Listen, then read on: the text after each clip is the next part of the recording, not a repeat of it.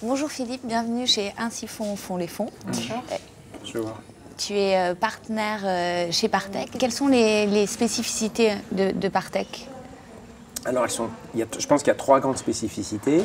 La première, c'est qu'on a un double dispositif. On a un fonds d'amorçage et un fonds early stage. Et c'est très original parce que je pense qu'il n'y a pas d'autre fonds qui ait vraiment ces deux dispositifs joints en Europe. On est vraiment les seuls. Il y a quelques fonds qui dédient des poches au seed avec des équipes dédiées, mais il n'y a personne qui a deux fonds agissant en parallèle sur les mêmes marchés. La deuxième spécificité, c'est qu'on a une implantation internationale triple. On a un bureau à Paris, on a un bureau à Berlin et on a un bureau à San Francisco. Et ça, c'est aussi unique dans le contexte européen. On a été le premier fonds international, notamment, à ouvrir un bureau à Berlin. Okay. La troisième spécificité, qui est encore plus grande, c'est que parmi les fonds internationaux, on est le seul à travailler de façon unifiée et coordonnée. Je m'explique en deux mots. On a un fonds unique, qui est un FCPR, qui sont deux FCPR en fait, un FCPR de 30 millions d'euros en seed et un FCPR de 130 millions d'euros en early stage. Et on investit sur les trois géographies à partir de ces mêmes véhicules. Okay.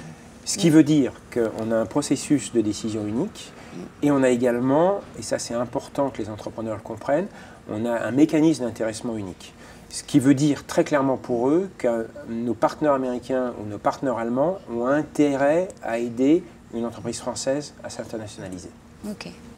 Philippe, en fait, on va revenir un petit peu sur le sujet qu'on voulait aborder aujourd'hui, c'est l'internationalisation d'une start-up. Est-ce que tu pourrais nous dire à quel moment en fait une start-up doit s'internationaliser? Il y a un processus à peu près clair, c'est qu'il faut que l'entreprise puisse mettre au point sa technologie ou son produit, puisse gagner ses premiers clients et puisse constituer un embryon d'équipe sur son marché national. Alors quand on investit en Allemagne, c'est en Allemagne, quand on investit en France, c'est en France, quand on investit aux États-Unis, c'est aux États-Unis. Ensuite, et c'est ça qui est intéressant, ça va dépendre des géographies. Et c'est là où une entreprise américaine, dans la plupart des cas, la discussion sur l'international se fait assez tard. Okay. Et ça, c'est très important à comprendre pour les entrepreneurs français, c'est qu'une entreprise américaine, elle n'est pas du tout dans la même situation qu'eux. On discute international sur la plupart de nos entreprises américaines après 3-4 ans. Quand on a des entreprises françaises et allemandes, c'est très différent. Les entreprises françaises, on en discute assez vite de l'internationalisation. Alors, il faut d'abord qu'ils aient une équipe qui tienne la route au niveau français. Il faut qu'ils aient convaincu des clients français quand c'est en B2B ou qu'ils aient un début d'audience française pour qu'on puisse voir quels sont les potentiels réels de l'entreprise. Et troisième élément, et ça c'est très important, on ne peut pas s'internationaliser sans un produit qui tienne vraiment la route, qui soit vraiment au point. Ensuite, les processus divergent. On regarde, on voit dans les entreprises de B2C, notamment celles qui ne sont pas dans l'e-commerce, celles qui sont pure web, on voit très vite les entreprises qui ont un vrai potentiel d'internationalisation. En ce moment, nous, on voit beaucoup de projets très très tôt et je suis frappé, je vois des entreprises qui ont déjà 20, 30%, 40% de leur audience à l'international. Là, ça c'est des signes avant-coureurs extrêmement intéressants parce que ça veut dire que toutes les audiences, beaucoup de publics trouvent un intérêt ou une spécificité à ce site, à ce produit Internet, à ce service Internet. En revanche, en B2B, c'est un processus un peu différent. Parce que là, l'internationalisation, il va falloir vraiment la pousser. Et là, en général, on fait des analyses en regardant si le produit est assez différencié technologiquement, si l'équipe de management veut vraiment s'internationaliser. Et ça, je pense que c'est un élément extrêmement important. Et troisième élément très important, est-ce qu'il y a déjà de la compétition? Et l'internationalisation va être la décision d'internationalisation et les endroits où on va s'internationaliser vont dépendre de cette triple réponse. On parle beaucoup justement de la présence aux États-Unis. Oui. Qu'en est-il justement d'une internationalisation dans d'autres pays?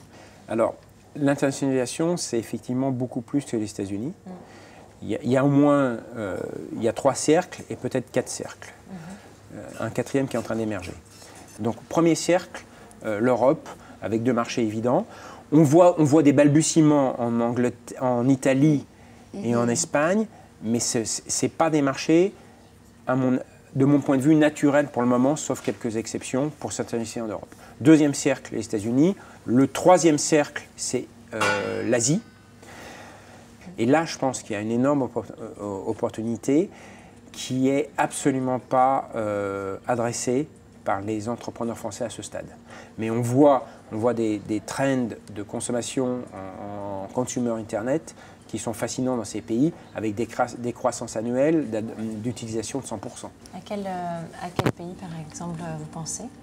Je pense tous les pays émergents, notamment Indonésie, Philippines, voire Thaïlande. Moi, en étant au Japon avec cette entreprise, je vois les patterns, je vois les données. C'est des marchés extrêmement intéressants qui ne sont pas encore sur le radar des entrepreneurs français. Ouais. Et pour quel type de secteur, de service? Plutôt le consumer Internet, mais aussi bien les services Internet que le e-commerce. Qu'est-ce que vous pensez de la stratégie d'internationalisation des frères Samouer, de lancer un même produit au même moment dans plusieurs pays, dans plusieurs zones géographiques? Alors nous, on l'a fait sur Quaip. Lorsque vous avez un service très différencié au même moment sur plusieurs zones, c'est une approche qui marche très très bien. Il ne faut pas se tromper. Les frères Samouer, ils ont lancé le Japon. Ils se sont pris une raclée par Amazon. Au bout de 6 mois, ils ont tout fermé. Donc, il faut vraiment bien faire son étude de marché. Je pense que c'est extrêmement intéressant. Ça demande d'énormes moyens financiers. Oui. Et il faut que dans chacun des pays où lesquels on choisit de s'internationaliser ou de s'implanter, il faut que l'offre soit compétitive.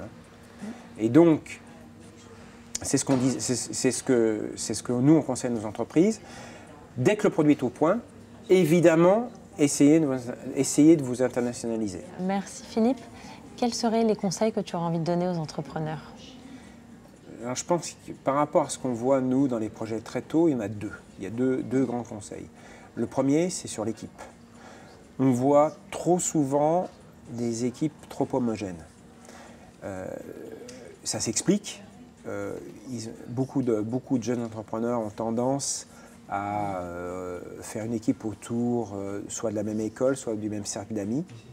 Et je pense que c'est très très important au début pour convaincre d'avoir des profils extrêmement différenciés dans une équipe, de façon à ce que l'entrepreneur puisse présenter son équipe avec des postes et des talents très bien identifiés auprès des investisseurs. Trop souvent, nous, on voit des équipes où le product manager pourrait être le CTO et pourrait être le CEO. Et ça, je pense que c'est très très important que l'entrepreneur fasse l'effort de dire « j'ai une équipe extrêmement forte à mes postes clés ». Le deuxième conseil, c'est de bien comprendre son marché. On voit trop de projets où quand on demande les tailles de marché, la compétition, la différenciation, les réponses sont floues. Et ça, c'est un élément de perte de confiance forte d'un investisseur dans les premiers rendez-vous.